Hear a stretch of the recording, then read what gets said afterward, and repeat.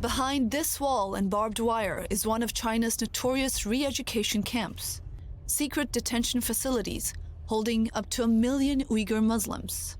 Accounts of torture and invasive surveillance, according to rights groups and to the UN. It is actually 21st century concentration camps. Today, Chinese government turned this East Turkestan as a police state. And this region, we can say, is the largest open-air jail around the world today.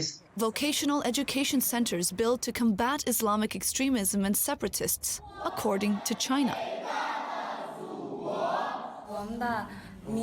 I listened many times to an illegal preacher speaking. Afterwards, some extremist thoughts appeared in my head which broke the law. After discussing this with my family, I applied to come here voluntarily. More than 10 million Uyghurs live in the Xinjiang or East Turkestan region. They're Sunni Muslim and speak their own language. Last year, the first reports began to emerge. China locking up hundreds of thousands of Muslims in the region without trial.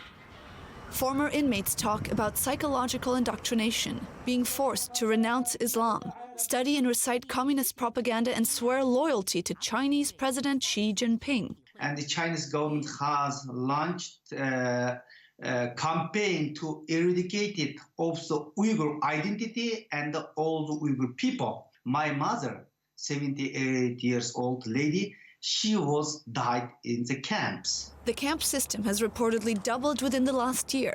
A U.S. congressional commission describes it as the largest mass incarceration of a minority population in the world today. Since 2009 in particular, attacks by Uyghur separatists have killed hundreds of people in China. Beijing insists it's simply defending itself from Islamist extremism. The measures taken by the Chinese side are completely for anti-terror needs. We resolutely oppose any foreign forces to interfere in Xinjiang issue and China's internal affairs.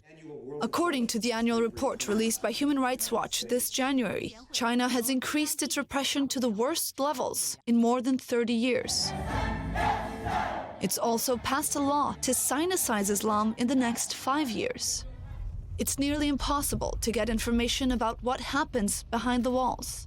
For now, China continues to re-educate their Uyghur population. Bianca Zanini, I-24 News.